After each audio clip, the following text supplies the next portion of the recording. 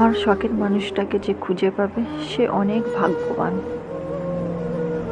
যাকে পাওয়ার জন্য আমি কান্না করতাম, মন খারাপ করতাম, যার সাথে একটু কথা বলার জন্য ছটফট করতাম, একটু দেখার জন্য পাগল হতাম, তাকে কি সুন্দর অন্য একজনের সহজেই পেয়ে যাবে। অন্য কেউ তাকে ছোবে, তার হাত ধরবে, তাকে জড়িয়ে ধরবে, অন্যদিকে আমি তার স্মৃতি নিয়ে থাকব। হ্যাঁ, তাকে ছাড়া হয়তো মরে যাব না, কিন্তু কখনো ভালো থাকতে পারবো না। আর এই সব কিছু দেখা তো মৃত্যুর থেকে যন্ত্রণাদায়ক। সরি, পারলে ক্ষমা করে দিও। তোমাকে অনেক জ্বালিয়েছি, সব সময় বিরক্ত করেছি, আর বিরক্ত করব না। ভালো থেকো।